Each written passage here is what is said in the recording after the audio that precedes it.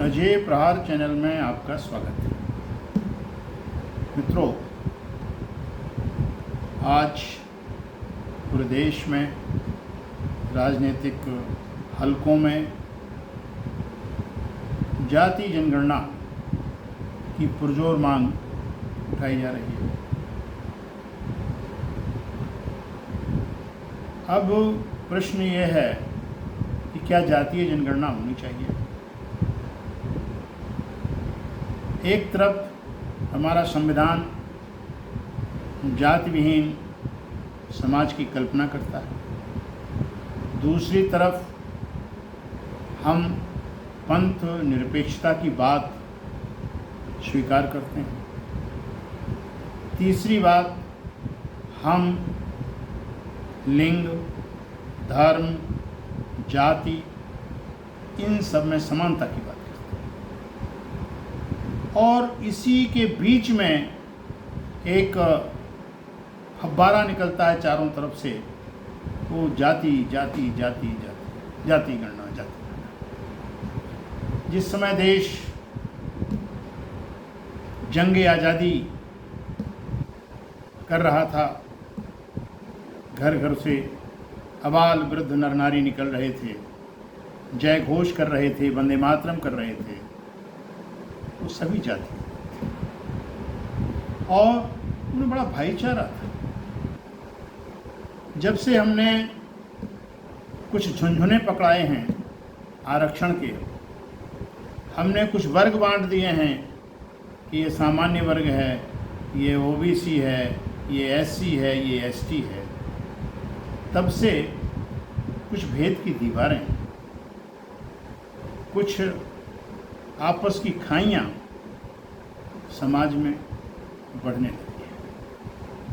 हमें याद है चौधरी चरण सिंह साहब ने बड़ा स्पष्ट एक जगह कहा था कि हमें ये जाति की दीवारें मेटनी होगी, तब हम सही मायने में विकास कर रहे हैं।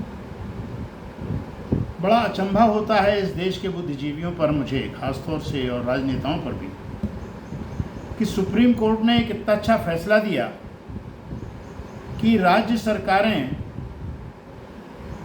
उपवर्गीय आरक्षण दे सकती हैं। ये ऐसे नहीं, एक तरफ ऐसा वर्ग तैयार हो गया है आरक्षित श्रेणी में जो समूचे आरक्षण को कुछ सीमित परिवारों में समेट रहा है, और उनकी ही उपजातियां जो हैं वो आज पूरी तरीके से वंचित हैं और उनके अधिकारों को ये लोग खा रहे हैं, और इस पर भी भारत बंद की बात कर रहे हैं। आप स्वयं देखें,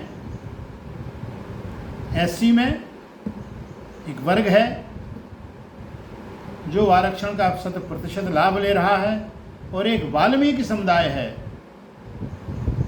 जो केवल आज भी नाली की सफाई और नगर पालिका में सफाई कर्मी रह करके बैठा हुआ है।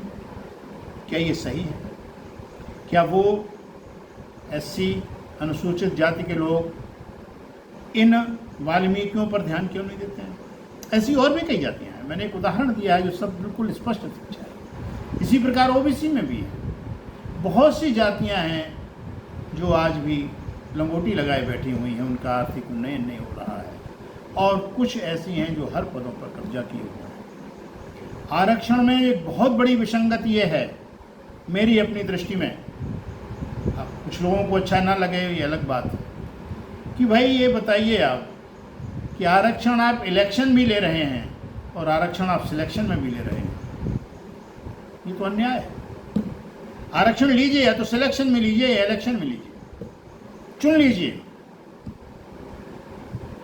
आप महिला सशक्तिकरण करके आरक्षण लाते हैं, महिलाओं को इतने पद आरक्षित किए गए, उन आरक्षित पदों में हजारों की संख्याओं में महिलाएं जीत कर आती हैं, लेकिन उस कुर्सी पर बैठने वाली वो महिला बताइए कितनी हैं, उंगलियों पे गिन लेंगे पूरे देश में।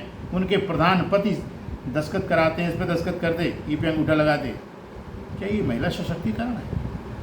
घूंघट में प्रधानमंत्री की मीटिंग में घूंघट में जो महिलाएं पहुंचती हैं, पंच सरपंच वाली, क्या ये महिला सशक्तिकरण है? बकरी जैसा जहाँ खड़ा कर दिया वहाँ खड़ी। तो हमारा जो भी घोल के अंदर पोल है, इनमें सुधार की आवश्यकता है। और जब जातीय आरक्षण की बात तेजी से चलती है या जाति गणना की बात तेजी से चलती है, तो दूसरी तरफ धर्मों के ढिढोरे पीट दिए जाते हैं, जाति कौन होने लग जाती है। शिक्षा की कमी, रोजगारों की कमी और सरकार की चालाकी, अफसरों की चालाकी, ये सब मिलकर के कुछ ऐसे झुंझुने पैदा कर देते हैं कि लोग उसी में होते रहें और उनके कार्य होते रहें। जागरूकता आई थी जनप्रतिनिधियों में, लेकिन जिस दिन से आपने महिला आरक्षण कर दिया, महिला सशक्तिकरण के नाम पर भ्रष्टाचार बढ़ गया। उठा करके आंकड़े देख लीजिए, मैं चैलेंज करता हूँ। क्यों? कि बहुत सी अशिक्षित महिलाएं आई, पति उनके दारूखोर हैं, उनके सचिव ने जहाँ कहा दस्तखत कराया, पैसा निकाल लिया, आपके यहाँ FIR हो नहीं रही। क्यों? मैंने ऐसे भी अधिकारियों से बात की, वो कहते हैं भैया जिस बिरादरी का प्रधान मैं उसी बिरादरी का सचिव भेज देता हूँ, अपना मिलके करो भैया, कम शिकायत तो नहीं आएगी। जब आप इस स्तर पे लोकतंत्र को चलाएंगे, वो लोकतंत्र कुछ लोगों के लिए फूलित फलित हो सकता है, उस लोकतंत्र से देश फल फूल नहीं सकता। इसलिए जागरूक लोगों को जातीय जनगणना का विरोध करना चाहिए। सुप्रीम कोर्ट और इलेक्शन कमीशन को जाति आधारित राजनीतिक दलों के पंजीयन रद्द कर देने चाहिए और जिस प्रकार की जाति समुदाय आधारित संस्थाएं बनी हुई हैं, उनका विलोपन कर देना चाहिए। आज आवश्यकता इस बात की है, अगर आप देश की तरक्की चाहते हैं तो यहाँ सर्व समाज कल्याण परिषदें होना चाहिए, सर्व समाज कल्याण संस्थान होना चाहिए, सर्व समाज कल्याण सेवा समितियाँ होना चाहिए। उसमें सभी का हो, सभी के विकास की बात हो, सभी के उन्नयन की बात हो, और जो सक्षम हों वो आगे बढ़ें, और जो सक्षम नहीं हैं उनकी सक्षमता के उपाय किए जाएं। जब तक हम इस रास्ते पर नहीं आएंगे, तब तक हम देश में खेमेबाजी करने में सफल हो जाएंगे, कुछ सीटें झटकने में सफल हो जाएंगे, लेकिन हम जिस प्रकार का लोकतंत्र चाहते हैं वो देने में विफल हो जाएंगे। इन्हीं शब्दों के साथ धन्यवाद।